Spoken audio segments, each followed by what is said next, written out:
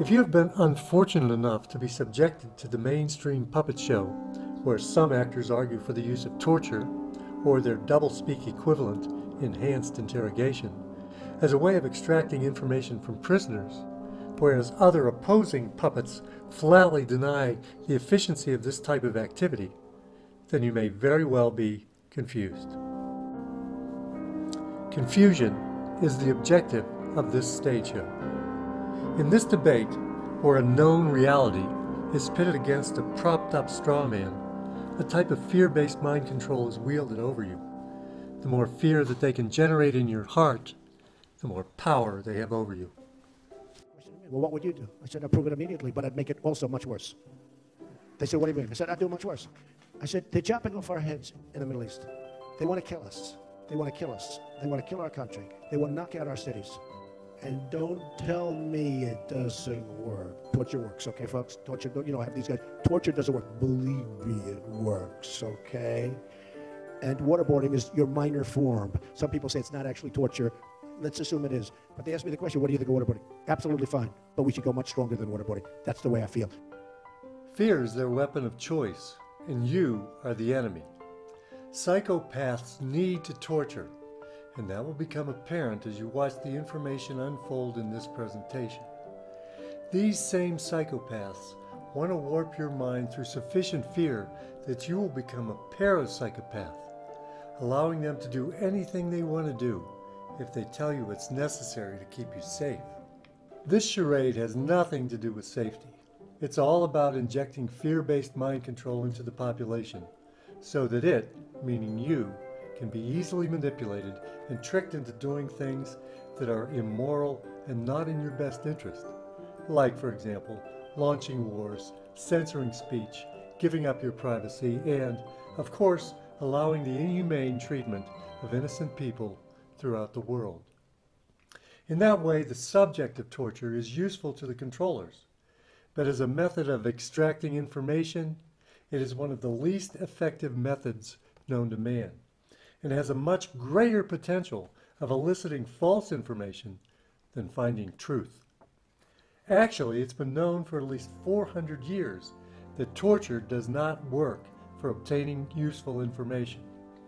From an article by Rick Schreerer in the Scientific American, he recounts a story told by author and journalist Daniel P. Mannix. According to this story, during the European witch craze, the Duke of Brunswick in Germany invited 2 Jesuit scholars to oversee the Inquisition's use of torture to extract information from accused witches.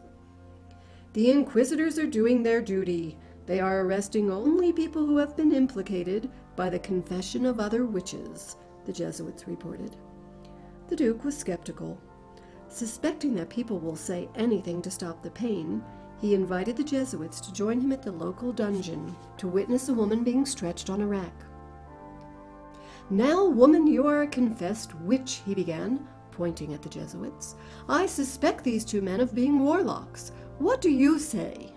Another turn of the rack, executioners." The Jesuits could not believe what they heard next. "No, no," the woman groaned. "You are quite right. I have often seen them at the Sabbat.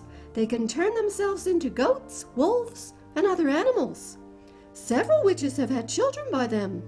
One woman even had 8 children whom these men fathered. The children had heads like toads and legs like spiders." Turning to the flabbergasted Jesuits, the Duke inquired, "Shall I put you to the torture until you confess?"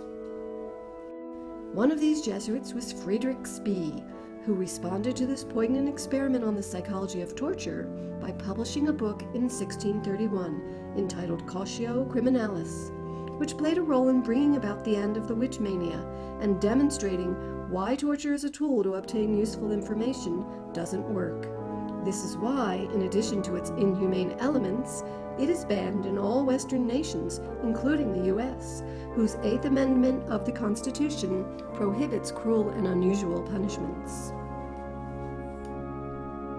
in most torture scenarios, even if the torturing psychopath knows that he definitely has the very suspect who has accurate information, and knows for sure that by applying just the right amount of pain, he will extort the correct intelligence, it still doesn't work. It's a Hollywood fantasy. In reality, the person in captivity may or may not be the correct person. He may or may not have accurate information and may or may not be able to cough up useful intelligence, particularly if his or her motivation is to terminate the torture.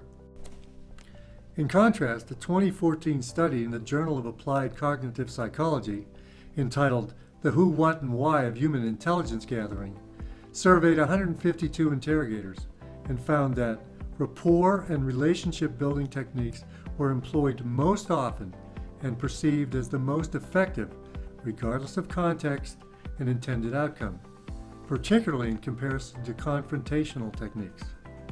Another 2014 study in the same journal, interviewing high-value detainees, sampled 64 practitioners and detainees and found that detainees were more likely to disclose meaningful information and earlier in the interview when rapport-building techniques were used.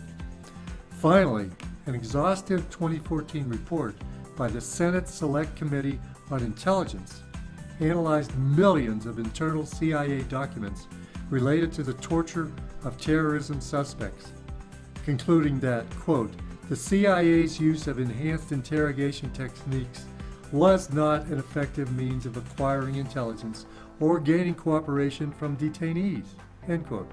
It added that, quote, multiple CIA detainees fabricated information, resulting in faulty intelligence.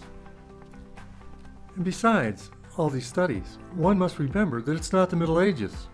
Today, there are electronic techniques and drugs that can loosen the tongue of the captive and make information gathering easier and more fruitful. Like, for example, oxytocin. According to scientists at Emory University outside of Atlanta, quote, the effects we're seeing from oxytocin today are really just the tip of the iceberg. Instead of using interrogation techniques that threaten to harm detainees and have been repeatedly proven to be ineffective, interrogators could play good cop with the detainees. With the added edge of oxytocin, they could tip the balances a little. You may not be getting a truth serum, but you're getting them to trust you. And then there are technology often called synthetic telepathy and brain reading technology that are either able to read your thoughts right now or are just on the verge of being able to do that. We can't tell because, of course, it's classified. But according to a recent article in Mind Power World, quote, mind reading technology is here to stay and is getting ready to break into the commercial world in a major way, while other mind influencing technologies are classified for national security purposes. But laughing in the faces of such information, there are hundreds of black torture sites located around the world, set up supposedly to gain intelligence from the enemy, whoever they might be, the most visible of which is Guantanamo Bay, Cuba. This facility is a public disgrace and an embarrassment to all Americans in particular and Westerners in general. Why is it there? What is it for? Here's a story from a resident who was held captive for many years at this atrocity by the sea. His name is Mohamedou Ould Shlahi. He is now 44 and existed at Guantanamo Bay since 2002. He's never been charged with a crime or received a trial. Reading from his diary, during the abuse, Shlahi said he prayed out loud, inducing anger and eventual punitive repercussions from his guards. Quote, "Stop praying, Mother Blanker. You're killing people," one guard said, and punched me hard in the mouth, end quote, he recalled.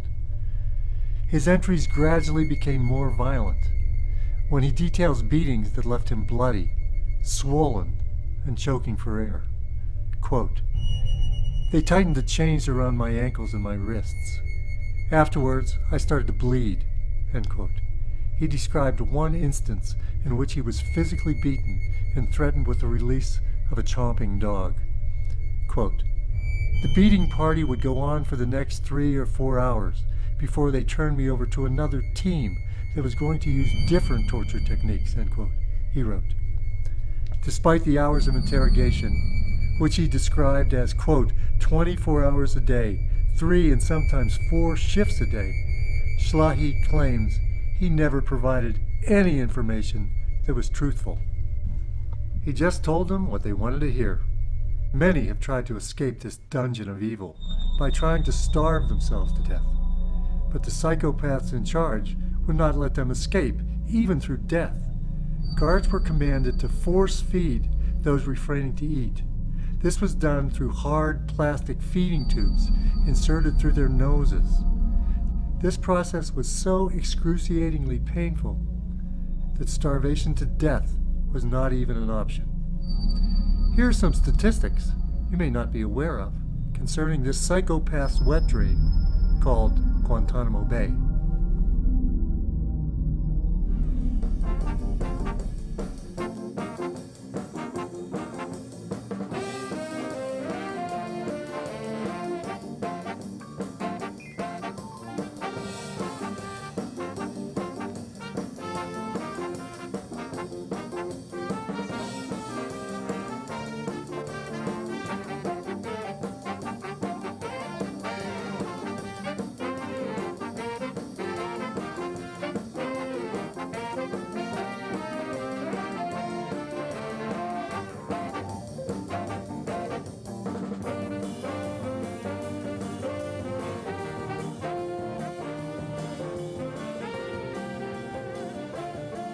Did you know that only 5% of the victims at Guantanamo Bay were picked up by U.S. forces in the Middle East, whereas 86% were turned over to the coalition forces in response to a bounty offer? The amount offered for turning over a person to the coalition was, quote, millions of dollars, enough to take care of your family, your village, your tribe for the rest of your life, end quote. Now I ask you, would this criteria have the effect of turning over high-value information-laden terrorists, or simply people that were disliked or deemed expendable to the community? No, I would say that many, if not most, imprisoned at Guantanamo were not even terrorists. They were simply people that happened to be in the wrong place at the wrong time, taken away from their homes and families to be perpetually tortured for years on end without a charge, trial, or chance to escape, even through death. Let me remind you that supposedly these victims were tortured to gain critical, fresh information. This went on for sometimes over 10 years. Seriously, just reflect on that for a minute and let the utter absurdity sink in. So my question to you is, was the incredible monetary expense levied from the American taxpayer and the myriad of outrageous violations of moral law and human ethics perpetrated against these men critical for information extraction? No. This torture is not for the extraction of information, nor for defense.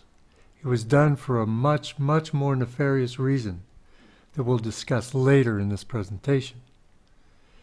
There is another reason, in fact, several other reasons torture, this debasement of humanity, is practiced. The activity of torture is important to controllers for several purposes, other than the ruse of pretending to be working to extract life-saving information. There is hardly anything life-saving about torture. There are purposes for which this type of brutality is ideally and uniquely suited. None of them, I might add, are beneficial to humanity in any way. Here are several effective uses of torture that we will explore during the duration of this video. Number 1. Torture is excellent for the fabrication of false confessions, for the creation of false and deceptive narratives, which provide supposed evidence used to substantiate false narratives used in various types of deception scenarios. Number 2. Torture is especially useful for the extraction of low vibrational energies, necessary for the satanic elites to appease the demands of the Luciferian interdimensional entities that they feel give them their power. Torture, wars, starvation, disease, and other horrors are also useful for this purpose. Number 3. Most torture going on all over the world today we will refer to as transformational torture. It is used to wage war against humanity and is aimed at the ultimate destruction of the human race as we know it. Most of these efforts of the psychopaths can fit under the rubrics of A. Beta tests, to find various breaking points of the human species, B. Mind control and behavior control, and C. Torture normalization. Just like pedophilia, this deviance must be made commonplace and acceptable in order to allow in the New World Order, also known as the beast system, and facilitate the transhumanist or post-human agenda to be superimposed throughout the world. Technological advances facilitate their envisioned panopticon reality where everyone is constantly monitored and deviations are controlled through torture.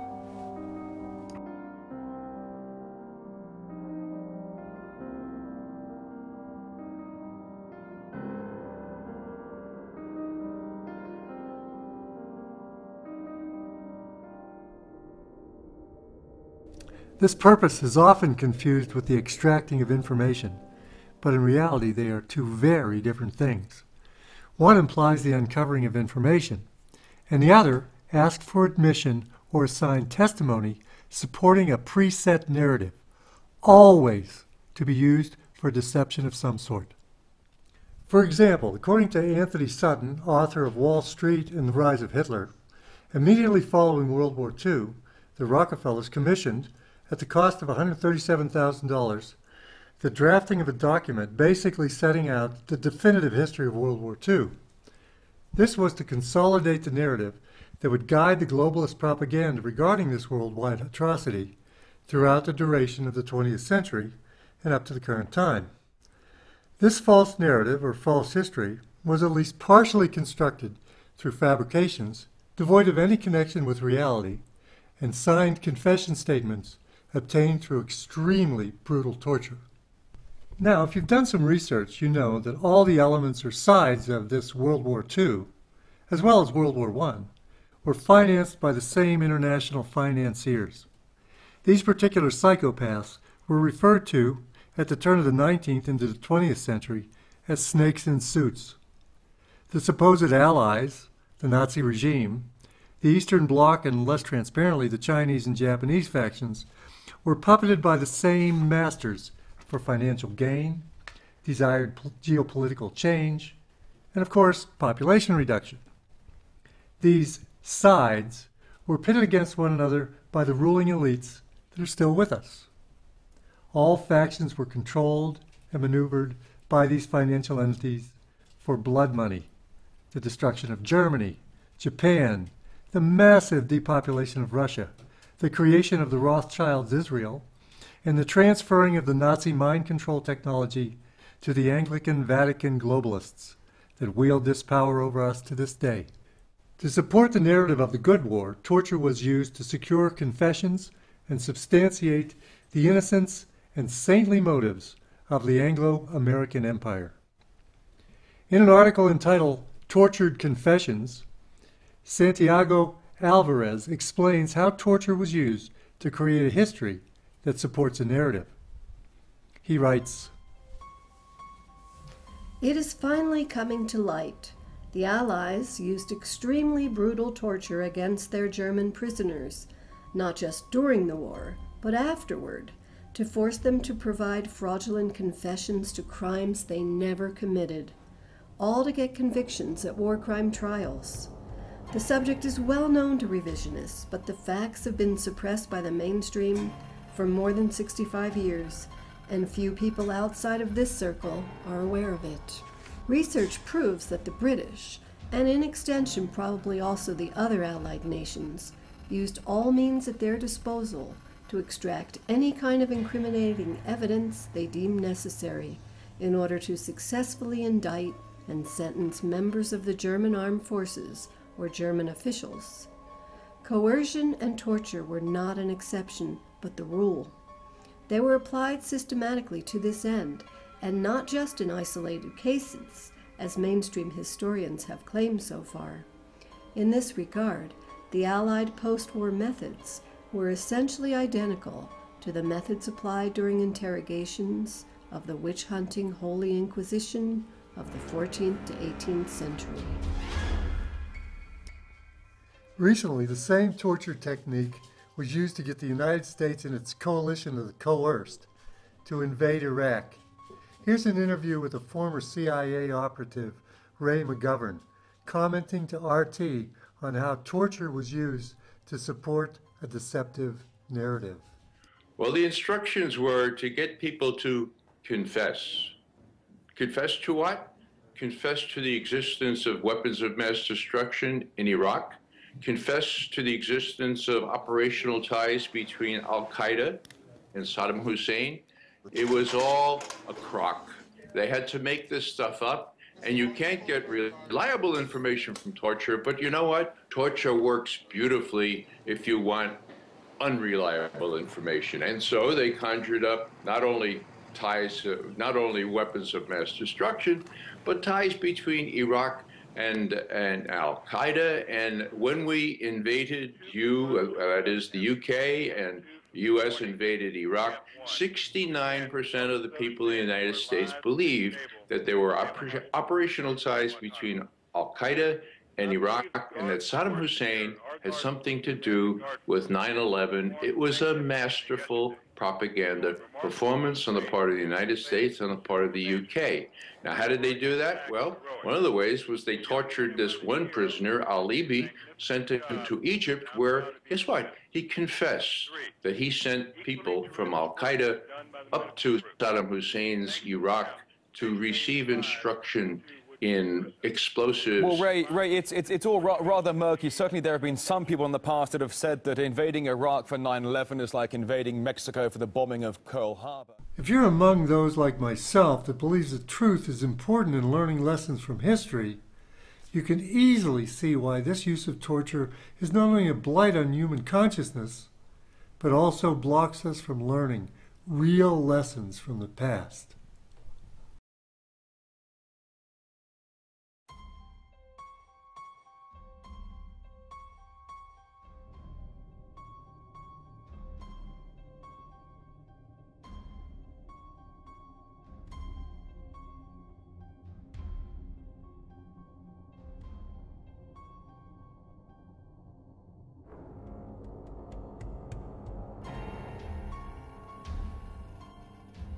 It's long been in the public domain, to those with eyes to see and ears to hear, that the world governments and major corporations are run by a cult of psychopathic pedo-Satanists who make no bones about admitting that they gain their power and energy by performing rituals to entities beyond this dimension. The most obvious manifestation of this reality is the cremation of care ceremonies that are performed at Bohemian Grove every summer by the rich and powerful. This is an ancient Babylonian ceremony in honor of their deity Moloch, which is another name for the beast with 1,000 names, known as Baal, Apollo, or Lucifer. This ceremony is said to guarantee wealth and power to those that perform it. It's not necessary that you believe in the Dark Lords or even in a god. The important thing to consider is that the elites do.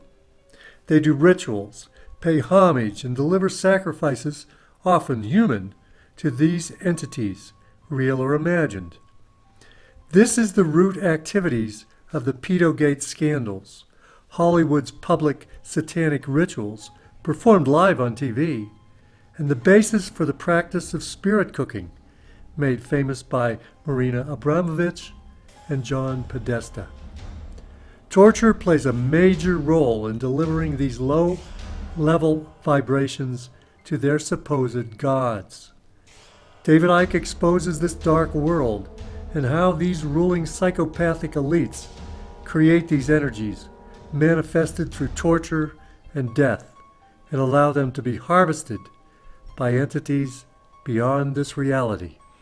Well, that's something I've been researching and uncovering for a very, very long time, way back into the 1990s, when I started to see that there was beyond the ratio of the rest of the population, there was a prevalence, a concentrated ratio of Satanists and pedophiles in the so-called upper echelons of society, i.e. positions of power. So when you realize that, then the next question is why? Because that's the reason.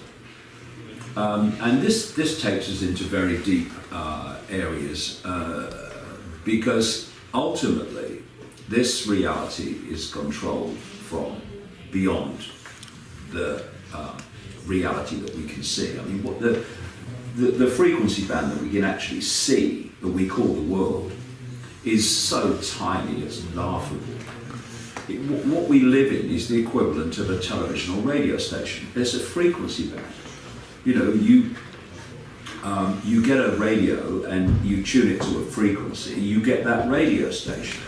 But that's all you get. But in the same space as all those others, the station you're on are all the other stations that are not interfering with your station because they're on different frequencies, different wavelengths. And so we are living, if you like, in a radio television station frequency band, which is interpenetrated by all the other frequency bands of life existence, which do not interfere with us unless they're very close on the dial. And very, very close to this frequency band we call the human world of the scene, is another band of frequency which is occupied by entities that don't take a human form. They take many different forms. One of the dominant ones, if not the most dominant one in relation to Earth manipulation, takes a reptilian form. And these entities feed off human energy. You see, in the Matrix movie series, there was so much truth hidden as sci-fi. And one of them was the machines feeding off human energy. That's where they got the power from. All those babies being vampired of their energy by the machines to empower them. And this force feeds off human energy. And it feeds off human energy within a certain frequency band. A frequency band that relates to it. You can only absorb energy on the frequency band that you're on. Otherwise, they, like radio stations, they pass through each other and can't be absorbed. And the frequency band of this manipulative force is what I call low vibrational human emotion. It's all based around the base emotion of fear, anxiety, depression, violence, in its most extreme form, what we call psychopathic behavior, all of this. But now, here's the point. If you have so little or no empathy, you have no capacity for compassion to the point where you can torture and sacrifice a child, what limits are there in what you will do in your behavior?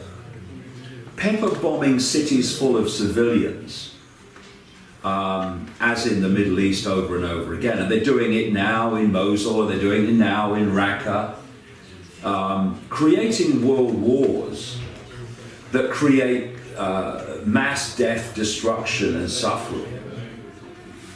That's only a problem if you have an emotional comeback, if you have an emotional consequence. If you have no emotional consequence, and these people don't, this is why they can do this to children and have no emotional comeback, then there are no limits. Compassion, empathy, is the fail-safe mechanism of human behavior. It's what stops people doing things because they can put themselves in the place of the people who are the victims of what they would potentially do. So they won't do it because the empathy stops them. You imagine no empathy. You can do anything to anyone and you have no empathy whatsoever, no emotional consequence. This is the people we're dealing with. These are the people running NATO. These are the people running the European Union. These are the people running countries. These are the people running Britain. They're certainly the people running the United States. They are machine-like. They are software-like, rather than human-like, in the sense that we perceive human. And once that penny drops, people stop judging what these people will do by what they would do. The great dismissal that I've heard over the years is when you're explaining the scale and the depth and the depravity of what goes on, they say, they would never do that. No, you would never do that.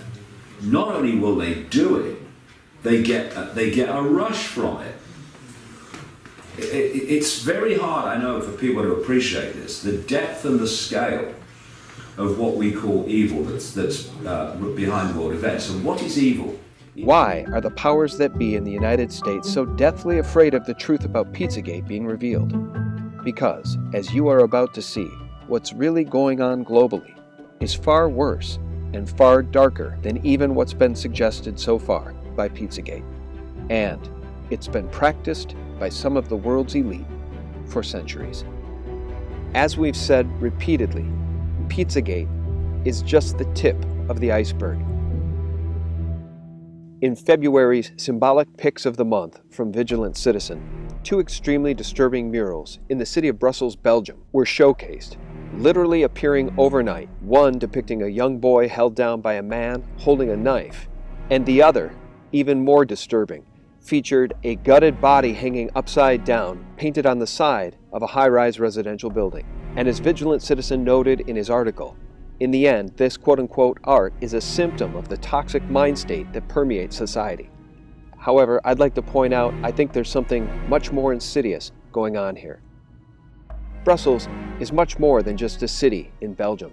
It's considered the de facto capital of the European Union, having a long history of hosting the institutions of the European Union within its European quarter. Brussels hosts the official seats of the European Council, the Council of the European Union, and European Council, as well as a seat of the European Parliament. As we have noted, it is the bureaucrats in Brussels that control the entire European Union. People don't understand what the European Union is. They don't understand how it's governed.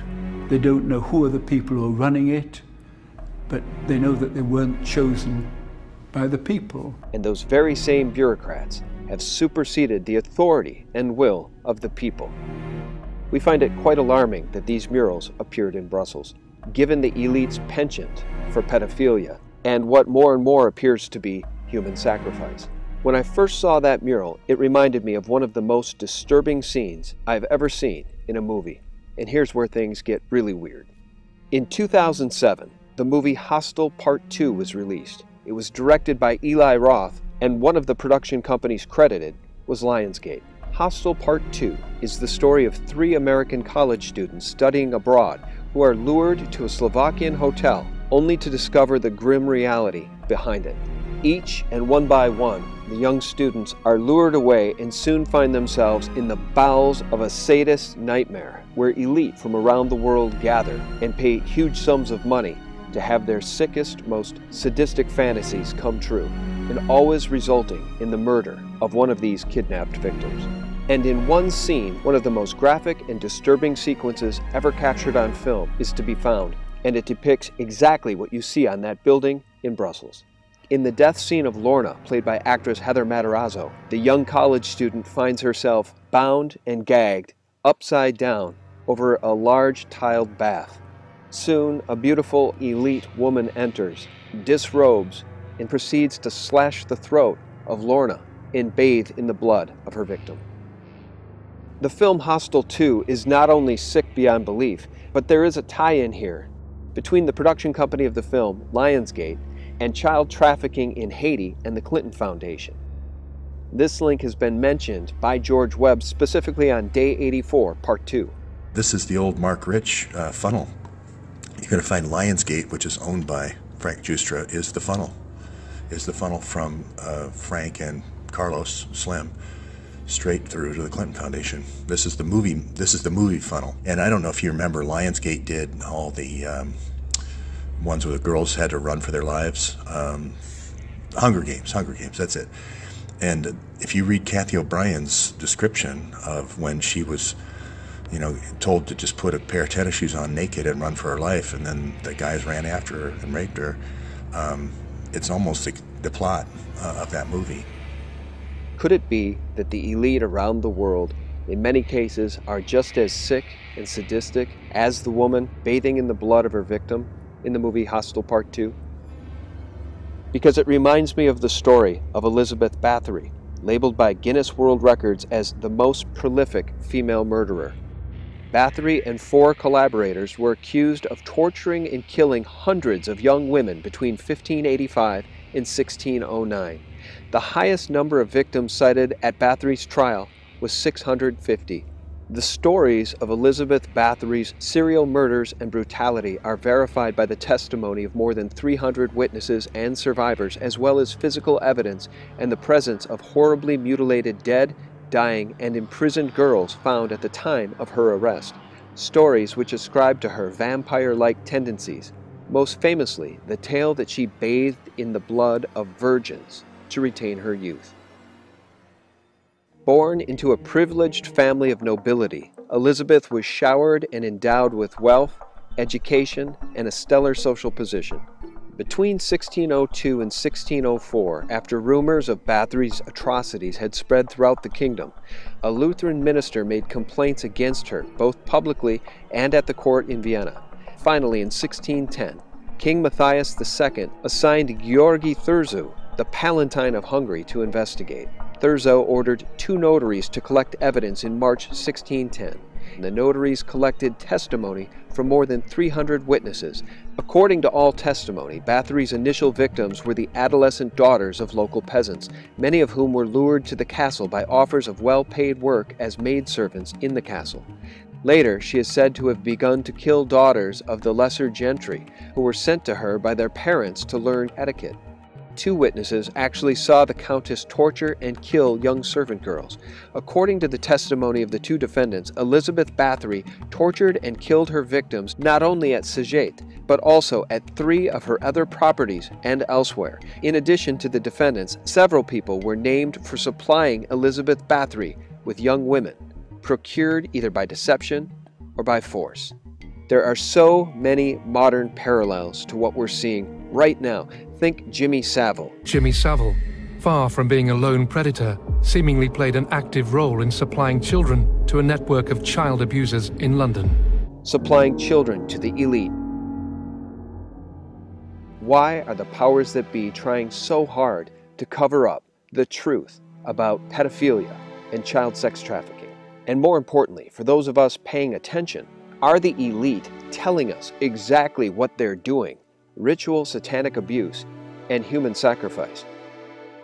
The murder scene of the young college student in HOSTEL Part 2 is exactly what's depicted on the side of this building in Brussels, Belgium, and counted by the elite as art. Not only is Pizzagate just the tip of the global pedophile and satanic ritual sacrifice iceberg, what lies just below the surface is far more horrifying than most of us can imagine. Again, this use of torture does not benefit mankind. It only benefits the egos of, and perhaps the gods of, the rich and famous. As an aside, terror and fear is also one of the major purposes for wars, starvation around the world, the cancer agenda, the financial control system, mass immigration, taxation, and other aspects of the Luciferian matrix in which we were all currently held.